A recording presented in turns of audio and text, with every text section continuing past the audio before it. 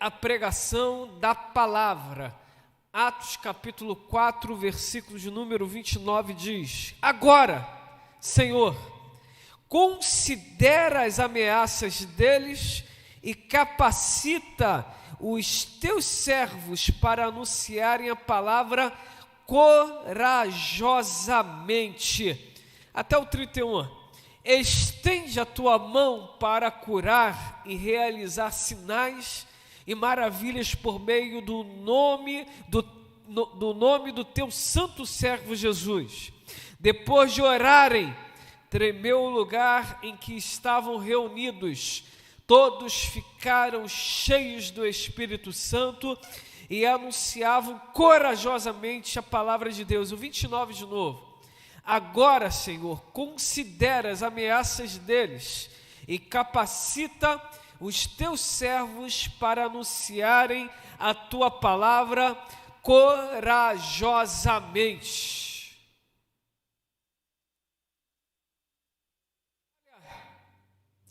A filosofia define como hedonismo a procura do prazer pelo prazer. Ainda que seja longe do nosso entendimento essa palavra do nosso dia a dia, nas expressões do nosso dia a dia, o hedonismo está muito presente em cada ser humano. Se percebermos, o homem, ele acaba se envolvendo em situações várias, porque procura de todas as formas sentir prazer.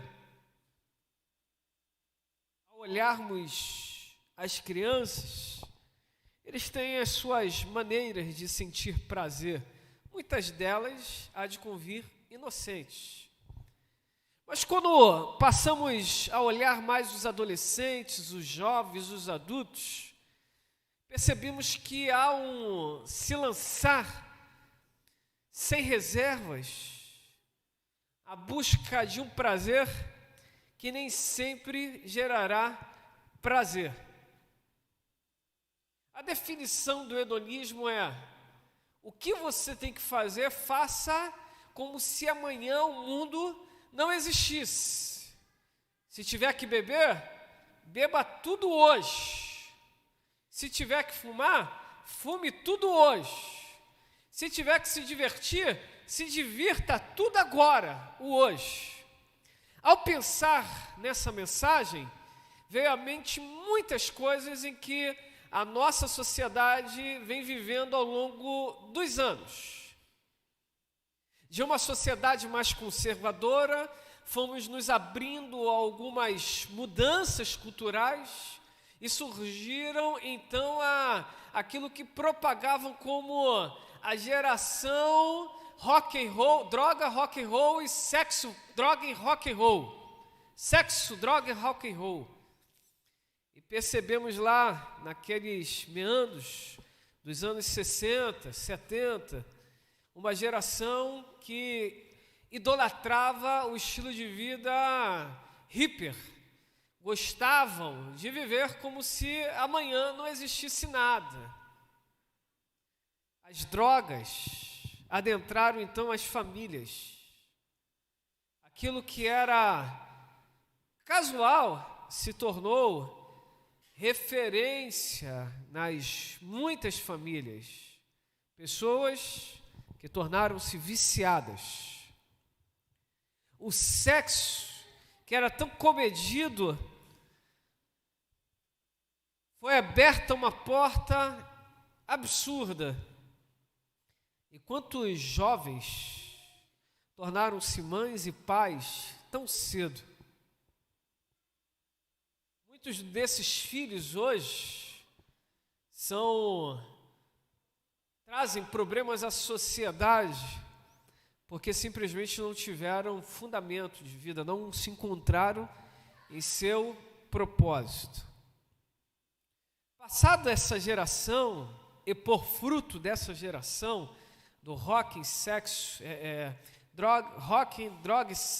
sexo, droga e rock and roll, nós entramos na geração capitalista, E eu não tenho nenhum problema com o capitalismo.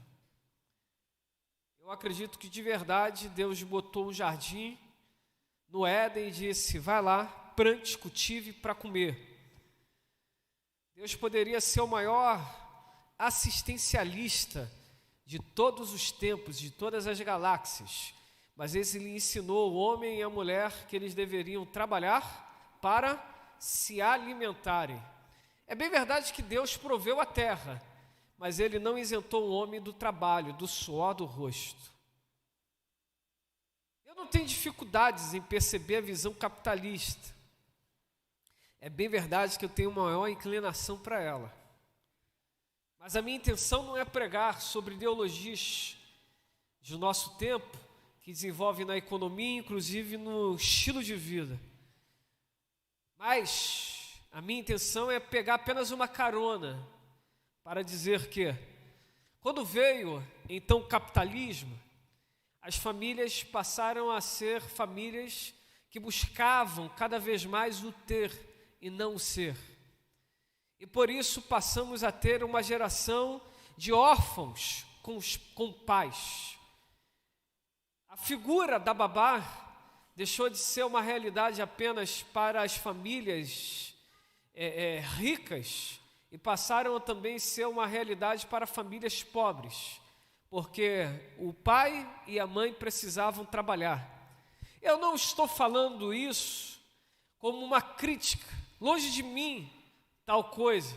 Acredito que cada um sabe onde seu calo aperta, e a vida torna-se cada vez mais pesada, mais dificultosa, e evidentemente que torna-se cada vez mais evidente a necessidade não apenas do homem, não apenas da mulher, mas dos dois trabalharem para terem uma vida melhor, uma vida digna. Contudo, talvez pelaquela entrada da cultura, muitas famílias acabaram sendo desestruturadas, pois as pessoas ainda não estavam preparadas para assumirem muitas tarefas, atividades de responsabilidades, e acabavam, ao se dedicando a um ponto, abandonando outro ponto. E muitos filhos acabaram se tornando órfãos de pais vivos.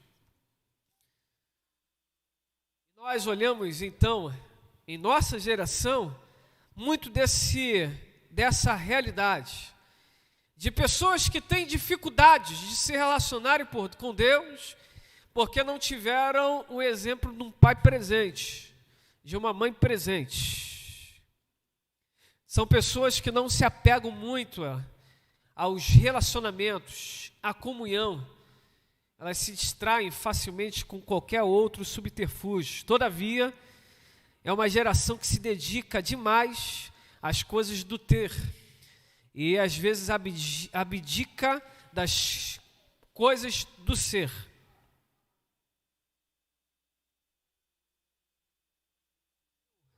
Aprendi com o pastor Carlito Paz que nós não devemos olhar a nossa vida como uma pirâmide de Maslow, com as necessidades que nós estabelecemos, mas que precisávamos olhar a vida como o círculo 360, muito propagado pelo empresário Eike Batista. Segundo a visão do pastor Carlito, num círculo, Deus precisa estar sempre no centro. Então, família, negócios, emprego, educação, viagem, relacionamento, igreja, já citei, então, outras coisas precisam estar completando esse ciclo. O ponto interessante é, de Deus, se Ele estiver no centro, para qualquer uma dessas atividades, todas elas passam a ter a mesma prioridade, o mesmo significado, a mesma atenção. Para mim, isso tornou-se uma grande descoberta, porque entendi que eu não tenho que me dedicar mais ao serviço a despeito da igreja. Eu não tenho que me dedicar mais à igreja a despeito da minha família. Eu não posso me dedicar mais à minha família a despeito dos meus estudos. Eu não posso me dedicar mais aos meus estudos a despeito do meu lazer. Eu não posso me dedicar mais ao meu lazer a despeito das minhas responsabilidades.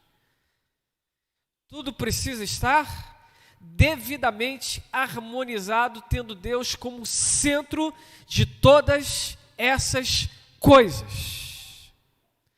Tirar Deus do coração do homem é desestruturar o homem, é fazer com que o homem viva, mas não viva para o propósito de Deus para a vida deles, mas viva pensando que a vida se resume apenas em ter. A vida se resume apenas em se divertir. A vida se resume apenas em se relacionar. A vida se resume apenas em usar drogas. A vida se resume apenas em conquistar. A vida para algumas se resume apenas em estar dentro de uma igreja, nas quatro paredes. Não. Acredito que é um erro. Quando olhamos as ruas e as pessoas estão cada vez mais se dedicando à degradação de si mesmos, é um erro. Pessoas que passam um domingo maravilhoso desse, bebendo até cair, fumando até estourarem os pulmões, discutindo até sair uma morte. Acredito piamente que é um erro os jovens lotarem os bares. Estamos em um tempo em que é moda os bares bonitos, até mesmo quando passo falo, olha que design legal. Mas quando passamos em alguns lugares, percebemos que os bares estão hiper lotados. Como dizem por aí, é tanta gente que dá até pelo ladrão. Tantos adolescentes e jovens, tantas pessoas virando à noite, vindo aqui para a igreja, passo por determinado lugar que ainda tinham pessoas ali, ouvindo músicas, bebendo, com a cara de acabados. Nós enxergamos isso, mas eles se sentem vitoriosos. Não, Deus não nos criou para isso. Acredito que na vida existe harmonia em tudo, inclusive em dormir. Mas acredito também que o propósito de Deus, quando nos salvou, não é apenas abdicarmos dessas coisas que antes enchiam o nosso coração de prazer. O propósito de Deus não foi para as nossas vidas, para ficarmos estabelecidos em nossas vidas, para ficarmos fechados em um templo. Eu sou um dos que defendem o significado do templo, da igreja institucionalizada. Eu acredito que há propósito nisso daqui. Mas o propósito de Deus para a igreja não foi apenas ficar dentro do templo, fechados em quatro paredes. Pode ser, inclusive, que isso, infelizmente, seja um impeditivo para muitos estarem vivendo o real propósito de Deus para a vida delas. Acredite, Deus não te salvou para ficar apenas preso, fechado nas quatro paredes. Analise a sua vida.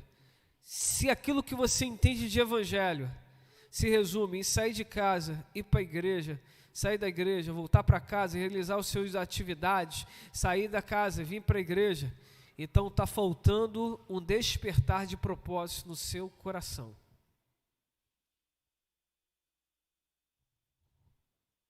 O inimigo é astuto, ele sabe como atacar, e o que ele faz em muitos, é criar uma falsa sensação de salvação, quando na verdade estamos, como diz Hernandes Dias Lopes, quase salvos, mas fatalmente perdidos.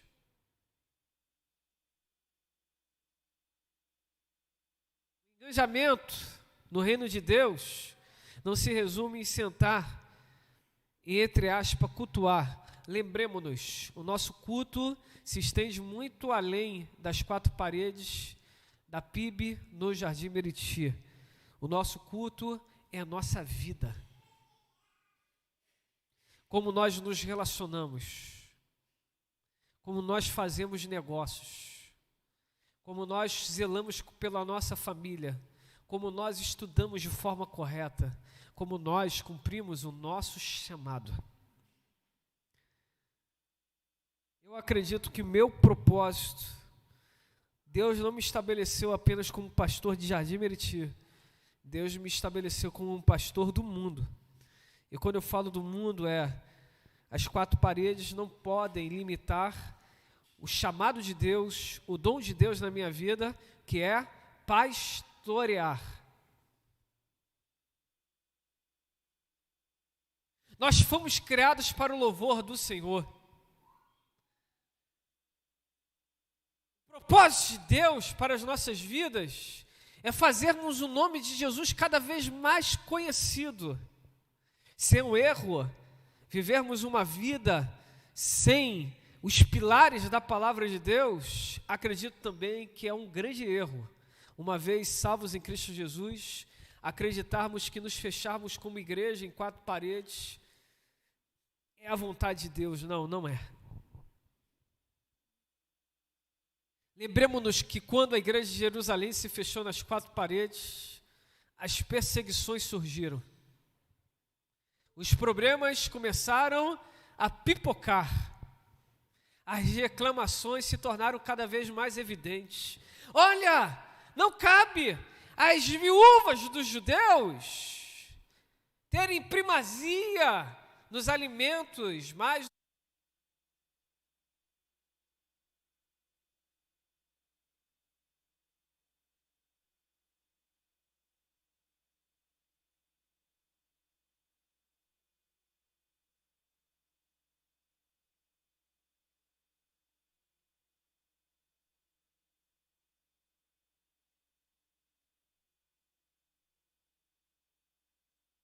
Evidentemente que também o propósito de Deus não é para ficarmos parados, estagnados em 4 paredes.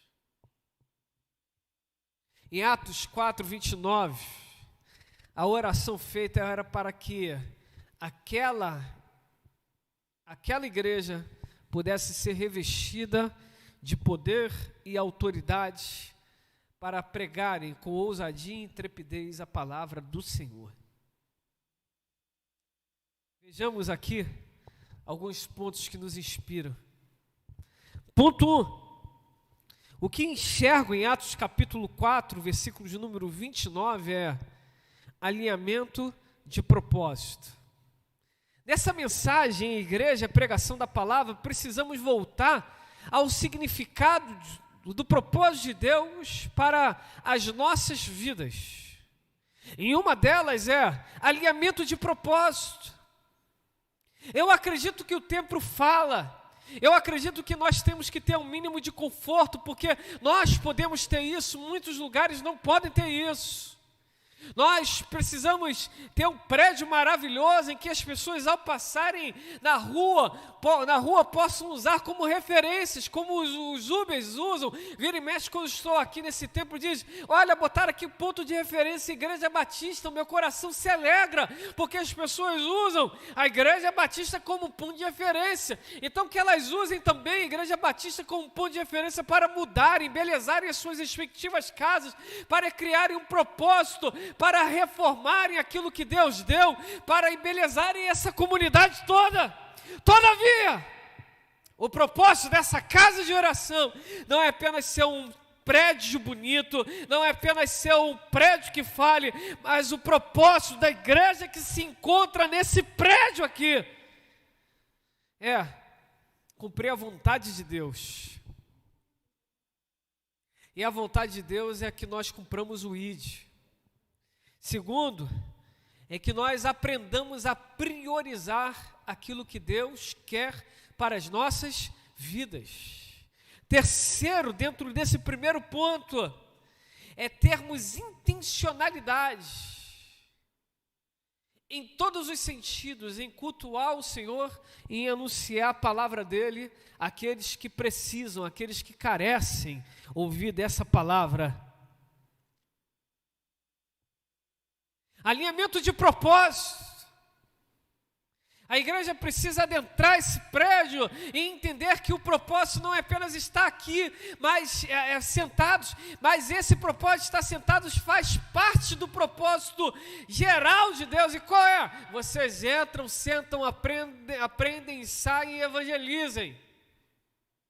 Preguem, anunciem a palavra com intrepidez e verdade. Esse é o propósito de Deus. É um alinhamento de propósito, entender que aquilo que tenho não é meu, é do Senhor, que aquilo que sou não é apenas para o meu benefício, mas é para a louvor e a glória do Senhor. 2. O que enxerga em Atos 4:29 é um pedido para terem autoridade. E essa autoridade para pregarem. Então, ponto 2, autoridade para pregar. Alguns podem dizer, Deus nos chamou para estarmos ali no meio de homens, influenciando autoridades. Deus nos chamou para influenciarmos os influenciadores. Mas o propósito da igreja é adorando ao Senhor. Essas pessoas se achegarem e elas serem inspiradas, influenciadas pelo nosso estilo de vida.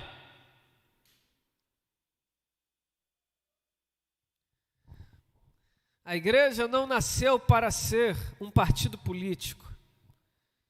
A igreja não nasceu para ser base eleitoral de candidatos e candidatas.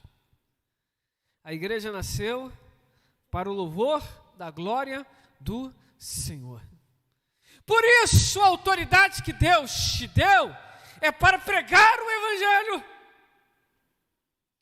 Todas as vezes que sou procurado por homens, que brotou no coração deles o propósito de mudarem a realidade dos bairros onde eles estão, do município ou do estado, através da política, a minha palavra sempre é que Deus te abençoe nesse propósito.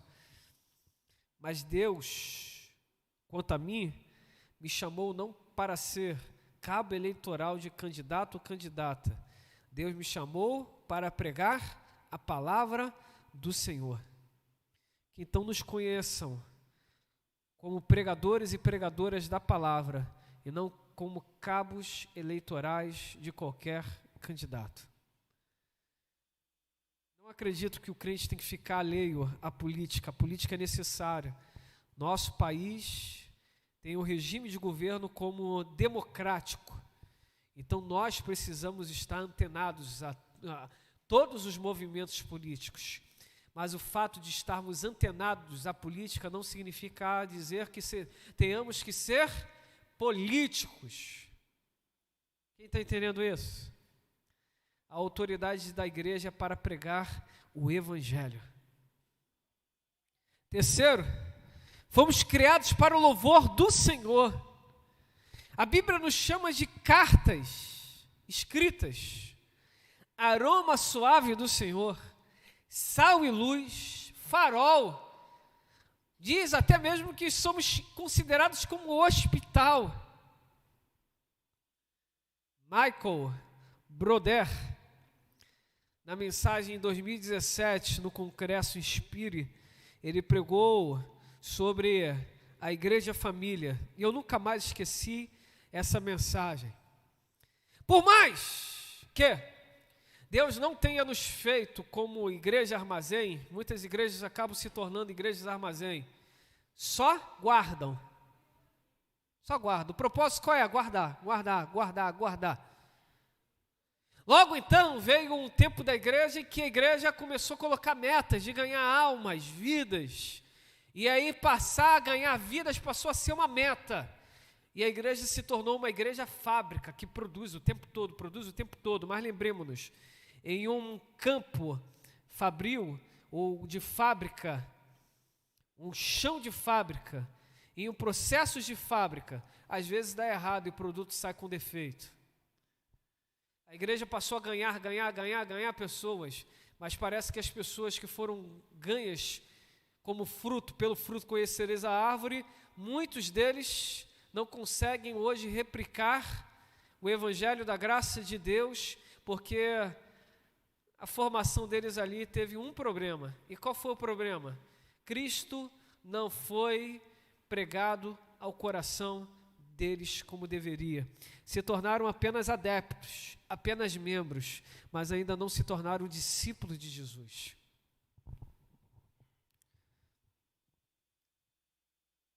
Não tem problema nenhum para igrejas super grandes. Deus sabe que o meu desejo é que essa casa, no domingo de manhã, próximo, às vésperas de um feriado, dentro ainda de uma pandemia, meu desejo é que essa casa estivesse hiperlotada. Por quê? Porque vindo, aprendem, saem para pregar a palavra do Senhor. São mais vidas que estão sendo transformadas para transformar. Mas percebemos que muitas igrejas gigantescas estão cheias de pessoas vazias. Isso não tem nenhum ponto para meçarmos e dizermos que então a igreja vazia é o ideal. Não acredito nisso. Nenhuma igreja nasceu, foi constituída para estar vazia. Mas precisamos ter cuidado para que, ao encher a igreja como uma igreja fábrica, não enchemos a igreja de pessoas vazias de Deus. Então Michael Broder disse, não. Apesar dessa geração entender que a igreja é uma fábrica, a igreja não é uma fábrica, a igreja é uma família. Quarto e último, logo o nosso chamado é para levarmos a paternidade de Deus para essa geração. Se a igreja é uma igreja família, entendemos que aqui, assim como a nossa família biológica, cada irmão e irmã tem um propósito no coração de Deus. E o nosso propósito é ajudar esses irmãos e irmãs a serem conduzidos a encontrarem os seus propósitos em Deus. Como igreja família, nós não focamos na igreja que é armazém, na igreja que é fábrica, mas focamos numa igreja que é saudável. Uma igreja que dá vontade de sentar à mesa, no partir do pão, que dá vontade de desenvolver a comunhão no pós-culto, pré-culto, depois do culto, nos dias que não tem culto,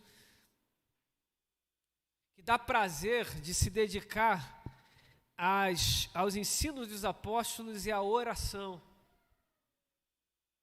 que dá prazer de ser crente no natural, no dia a dia, como Barnabé, que abre mão de um dos seus terrenos de negócio e vende para suprir a necessidade dos seus irmãos. A Bíblia não diz que ele largou os seus negócios, José, que era também conhecido como Barnabé, mas ela diz que ele usava aquilo que Deus tinha dado para ele, que não era dele, era de Deus, ele era apenas mordomo, e usava para abençoar o reino de Deus, abençoar os seus irmãos. Era como o irmão mais velho, que quando olha o irmão mais novo em dificuldade, não pensa duas vezes em estender as mãos e abençoar. Eu sei que existem famílias que estão em dificuldades e não conseguem entender isso. Cada um para si, cada um vive. Tem até mesmo casais que dizem assim, não, essa é minha meta, não, essa daí é a sua meta, não, eu vou chegar à minha meta. Quando casamos não existe mais a minha meta, existe a meta da família. O que é bom para a família, o que é legal para todos. E se não houver harmonia, acredite, não tente fazer, por quê? Porque vai dar problema.